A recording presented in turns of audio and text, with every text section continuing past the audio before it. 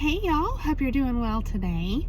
So I pulled a message from a little excerpt from this book by Joseph Campbell, The Hero with a Thousand Faces, and we're going to actually read a story, and it's very interesting, and so I hope you enjoy it. But essentially, I'll go ahead and share with you the theme of our message today, and that is understanding the balance that perspective can bring us and how important that is.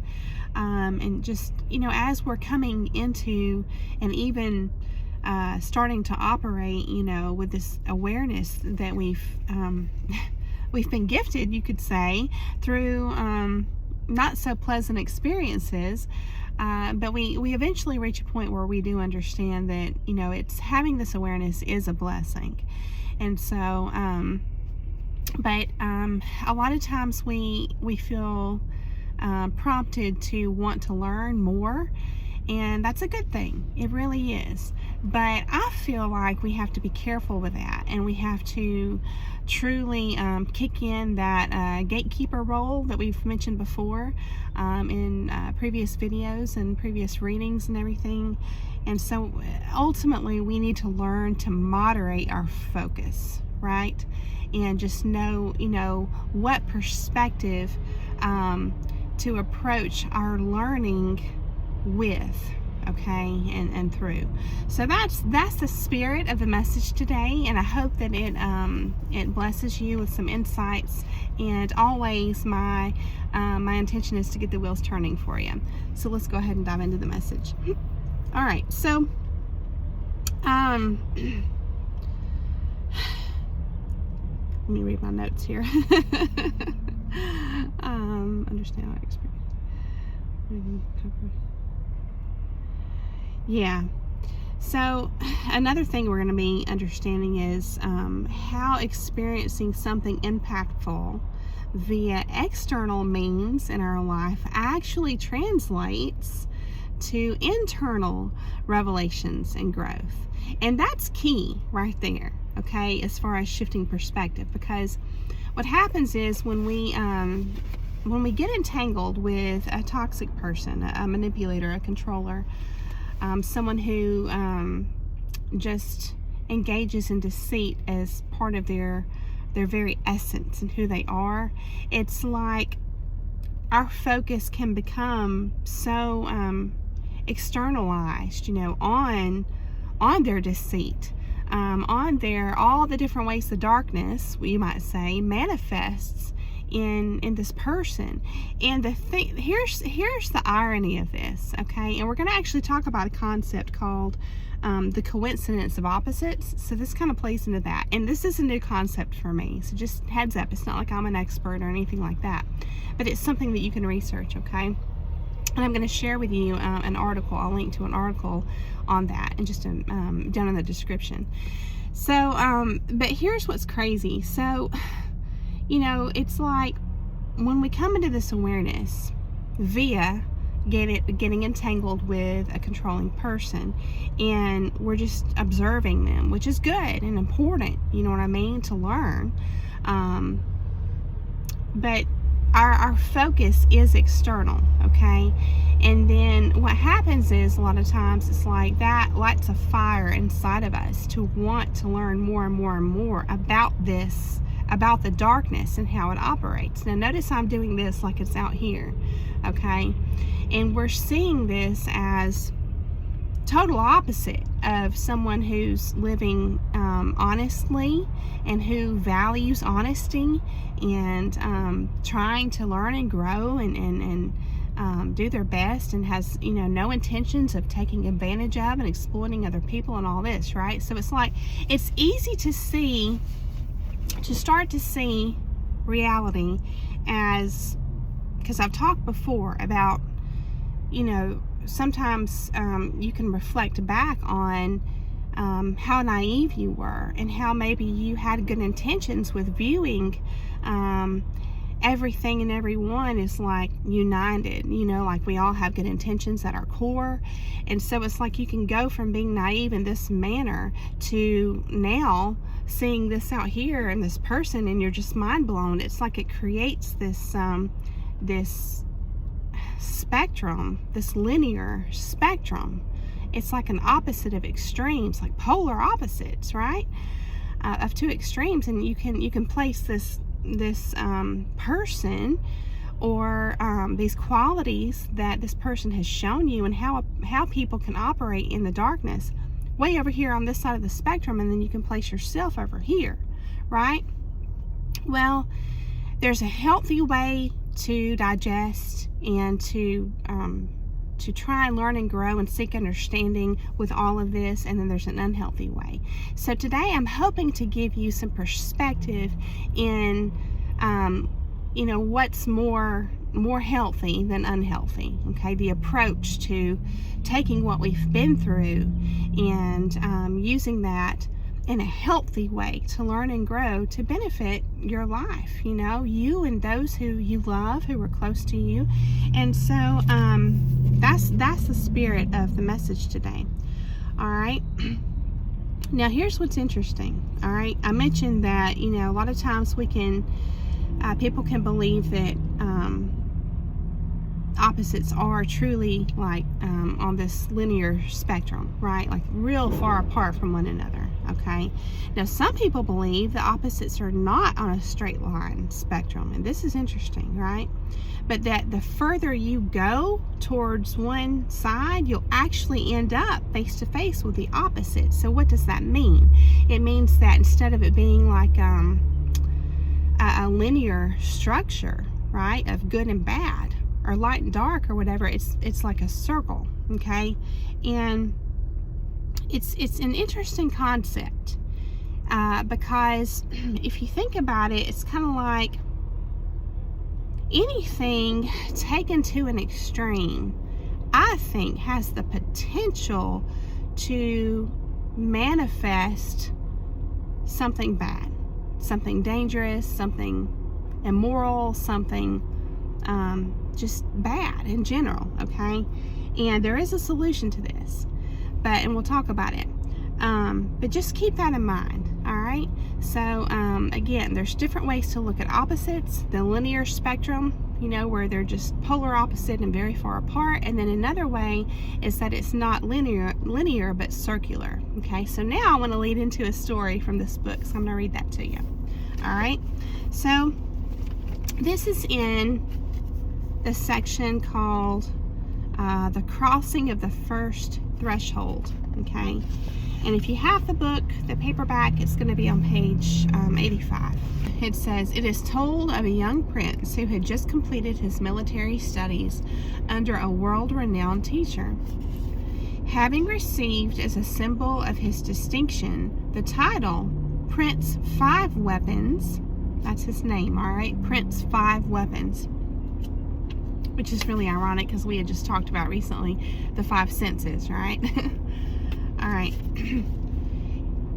Having received that title, right, as a symbol of his distinction, he accepted the 5 weapons that his teacher gave him, bowed, and armed with the new weapons, struck out onto the road leading to the city of his father, the king. On the way, he came to a certain forest. People at the mouth of the forest warned him. "Sir Prince, do not enter this forest," they said. "An ogre lives here, named Sticky Hair. He kills every man that he sees." But the prince was confident and fearless as a maned lion. He entered the forest just the same. When he reached the heart of it, the ogre showed himself. The ogre had increased his stature to the height of a palm tree. He had created for himself a head as big as a summer house with bell-shaped pinnacle, eyes as big as alms bowls, 2 tusks as big as giant bulbs or buds. He had the beak of a hawk. His belly was covered with blotches. His hands and feet were dark green. "Where are you going?" he demanded. "Halt! You are my prey." Prince Five Weapons answered without fear, but with great confidence in the arts and crafts that he had learned. "Ogre," said he, I knew what I was about when I entered this forest. You would do well to be careful about attacking me, for with an arrow steeped in poison will I pierce your flesh and fell you on the spot." Having thus threatened the ogre, the young prince fitted to his bow an arrow steeped in deadly poison and let fly. It stuck right in the ogre's hair. Then he let fly one after another 50 arrows, all stuck right to the ogre's hair. The ogre shook off every one of those arrows, letting them fall right at his feet, and approached the young prince. Prince Five Weapons threatened the ogre a second time, and drawing his sword, delivered a masterly blow. The sword, 33 inches long, stuck right to the ogre's hair. Then the prince smote him with a spear. That also stuck right to his hair. Perceiving that the spear had stuck, he smote him with a club. That also stuck right to his hair. Then he saw that the club had stuck. He said, "Master Ogre, you have never heard of me before. I am Prince Five Weapons. When I entered this forest infested by you, I took no account of bows and such like weapons. When I entered this forest, I took account only of myself. Now I am going to beat you and pound you into powder and dust." Having thus made known his determination, with a yell he struck the ogre with his right hand. His hand stuck right to the ogre's hair. He struck him with his left hand. That also stuck. He struck him with his right foot. That also stuck. He struck him with his left foot. That also stuck. Thought he, "I will beat you with my head and pound you into powder and dust." He struck him with his head, and that also stuck right to the ogre's hair. Prince Five Weapons snared 5 times, stuck fast in 5 places, dangled from the ogre's body. But for all that, he was unafraid, undaunted. As for the ogre, he thought, "This is some lion of a man, some man of noble birth, no mere man. For although he has been caught by an ogre like me, he appears neither to tremble nor to quake. In all the time I have harried this road, I have never seen a single man to match him. Why, pray, is he not afraid?" Not daring to eat him, he asked, "Youth, why are you not afraid? Why are you not terrified with the fear of death?" "Ogre, why should I be afraid? For in one life, one death is absolutely certain. What's more, I have in my belly a thunderbolt for weapon. If you eat me, you will not be able to digest that weapon. It will tear your insides into tatters and fragments and will kill you. In that case, we'll both perish. That's why I'm not afraid." Prince Five Weapons, the reader must know, was referring to the weapon of knowledge that was within him. Indeed, this young hero was none other than the future Buddha in an earlier incarnation. "What this youth says is true," thought the ogre, terrified with the fear of death. "From the body of this lion of a man, my stomach would not be able to digest a fragment of flesh, even so small as a kidney bean. I'll let him go." Now, I want to pause here and share something that literally just came to mind for me. And that is, the ogre's talking about not being able to digest even a fragment. And it's because of what Prince Five Weapons has inside of him, right? The thunderbolt. And it represents what they call the weapon of knowledge. So this is why, again, the Bible talks about, the battle is not with flesh and blood, right? And how it talks about how wisdom is the principal thing. That's very key here. So the more and more stories like this that we read, we're going to start seeing more and more patterns like that, right? I mean, there has to be this overarching lesson and message for humanity. That's my belief. And so I'm going to go ahead and finish the story here. So he says he wouldn't be able to digest a fragment of flesh, even so small as a kidney bean. I'll let him go. And he let Prince Five Weapons go. The future Buddha preached the doctrine to him, subdued him, made him self-denying, and then transformed him into a spirit entitled to receive offerings in the forest. Now, I'm going to pause here real quick and say this. Please don't take this as inspiration to yourself and like a narcissistic person, a manipulator, someone with bad intentions, two different entities, and that there's hope to preach to and change another person, right? To suddenly start being moral and honest, because remember, in a lot of these folklore and tales and fairy tales and myths and all this, right? These ancient stories, remember that these characters that are in the stories are actually concepts and parts of our own psyche within ourselves personified. That's just the way the stories, the lessons are given to us through these stories, where the characters are personifications of aspects of oneself. So just keep that in mind as we go forward, okay?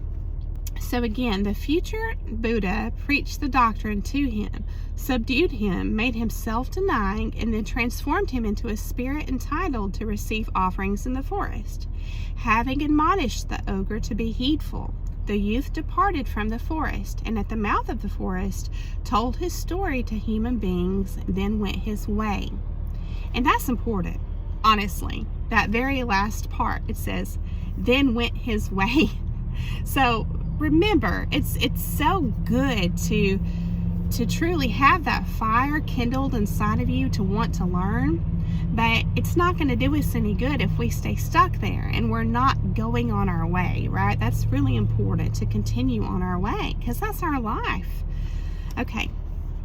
It says, as a symbol of the world to which the five senses glue us, and which cannot be pressed aside by the actions of the physical organs, sticky hair was subdued only when the future Buddha, no longer protected by the five weapons of his momentary name and physical character, resorted to the unnamed invisible sixth, the divine thunderbolt of the knowledge of the transcendent principle, which is beyond the phenomenal realm of names and forms. Again, here we have this theme of numinosity, this theme of, you might say, the Holy Spirit inside, right? That inner guiding light. That's our intuition, the sixth sense. It's the same theme, right? Therewith the situation changed. He was no longer caught, but released. For that which he now remembered himself to be is ever free. The force of the monster of phenomenality was dispelled, and he was rendered self-denying. Self-denying, he became divine, a spirit entitled to receive offerings, as is the world itself when known, not as final, but as a mere name and form of that which transcends, yet is immanent within all names and forms. All right, I'm going to go ahead and read the rest of this little section here for you. So it says, the wall of paradise, which conceals God from human sight, is described by Nicholas of Cusa as constituted of the coincidence of opposites, its gate being guarded by the highest spirit of reason, who bars the way until he has been overcome. This is where I feel like, this is just my lens, okay? We can gaslight ourselves, thinking that we're reasoning things when really we're just making excuses for either ourselves or for another person, and that's what gets us, stuck and keeps us stuck, right? So we have to transcend that and truly align and trust and live by this guiding light inside our intuition, okay? So it says, the pairs of opposites, being and not being, life and death, beauty and ugliness, good and evil, and all the other polarities that bind the faculties to hope and fear, and link the organs of action to deeds of defense and acquisition, are the classic clashing rocks that crush the traveler. And it says in parentheses, simple gates. I'm not sure what that is. Symplegades, but I just wanted to share that with you, right? That crushed the traveler, but between which the heroes always pass. And this is where I'm catching the theme of balance, right? Between intuition and reasoning, right? All right, and many other things. So it says, this is a motif known throughout the world. The Greeks associated it with two rocky islands of the Euxine Sea, which clashed together, driven by winds. But Jason in the Argo sailed between, and since that time they have stood apart. The twin heroes of the Navajo legends, were warned of the same obstacle by Spider-Woman, protected, however, by the pollen symbol of the path, and eagle feathers plucked from a living sunbird they passed between.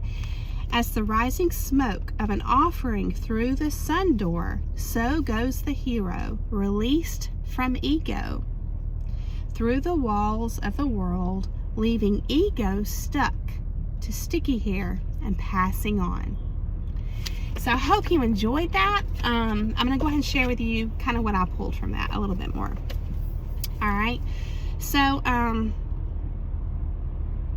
notice how, when the hero, right, entered the forest, right, the prince, it started out by being, he was focused on the external threat, okay, because he was made aware. Remember, people warned him about this. And so his focus was on that danger, right, the darkness personified in the ogre in the story. But in the end, he was overcome, and ultimately there was a transmutation, right? That meant self-denial, okay? Laying down the ego. And remember, in these stories, the characters are all symbolic of aspects of oneself, okay? So, all right, so here's my notes. In uncovering the depths of deceit, control, and manipulation that some people operate in, we have to be careful that our good intentions don't take us on our own circular path, okay, that circles back to darkness. So what do I mean here, right? What I mean is we have to know when to shift our focus, okay? So there was a reason, I think, that we went through what we did, okay? And our focus starts out on this person, okay? And we're learning about how darkness operates in manipulative people, right, with bad intentions.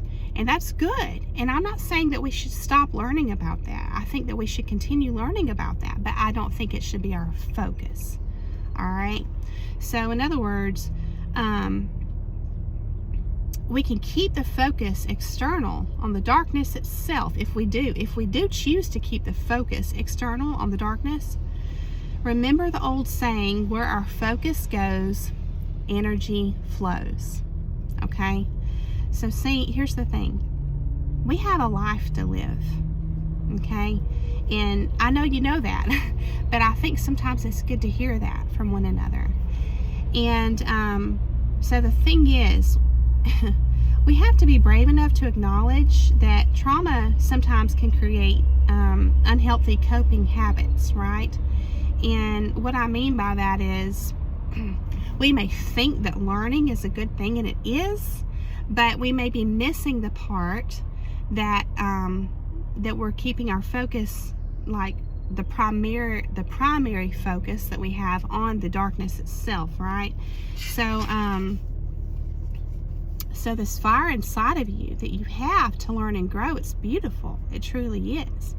It's a blessing and an opportunity. And that in itself hopefully will motivate you to be cognizant and aware that we aren't going to be stuck in a loop, okay, by keeping our focus out here externally. There's this circular snake symbol called the Ouroboros, I think, and it's like where it's in a circle and it's eating its own tail. And that's kind of how I view it. If we stay on a loop of trying to learn about the darkness, on the external, it's kind of like we think we're doing the right thing, but really we're stuck on this loop. And when it's coming around and eating its own tail, it's like, I view that as the limited time we have in our life. You know what I mean? And that's going to keep the focus away from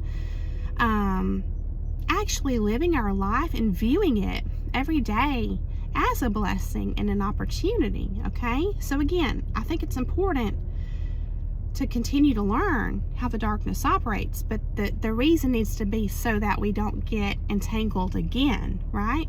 So I think the majority of our focus, and this would make it a healthy habit of learning, right, should be on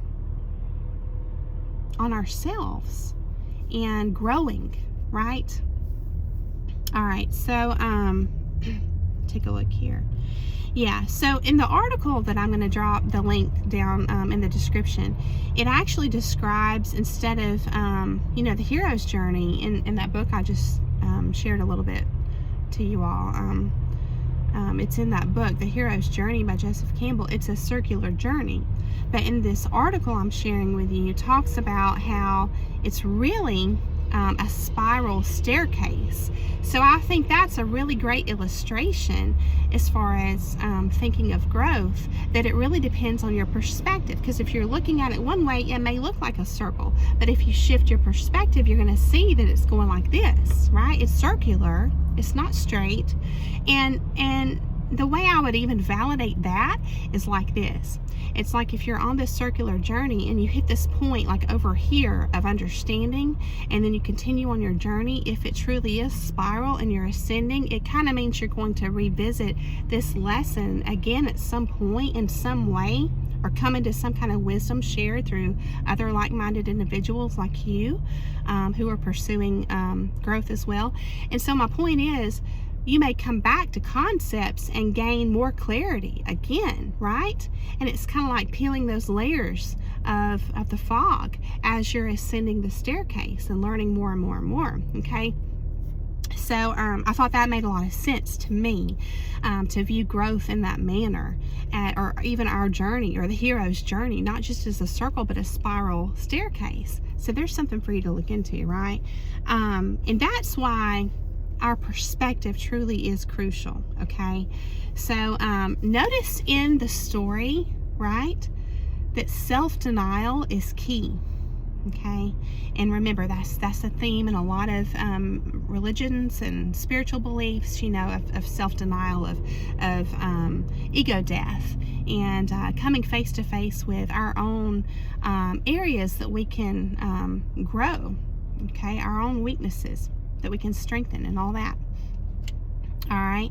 So again, just to reiterate, how can we apply all this and put it into actions and therefore create healthy and even measurable lifestyle changes? We can shift our focus onto learning more, not about narcissists and narcissism, but about ourselves. And I do think both are important, but when I say more, that's the difference. That's the subtlety, the nuance right there, okay?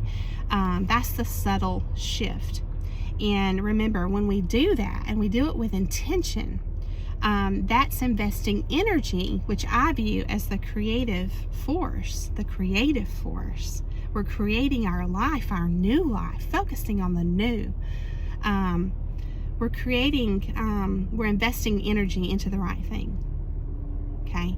And so I hope that this encourages you, gives you some perspective, some things to think about, inspires you to find that balance on your journey, and in all of your learning, and to embrace that desire you have to learn and grow, but just to make sure you're keeping the right thing in focus and investing that creative force in the right thing as you're going along your journey. So thanks so much for listening today. I hope you have a beautiful day, and I'll see you again very soon.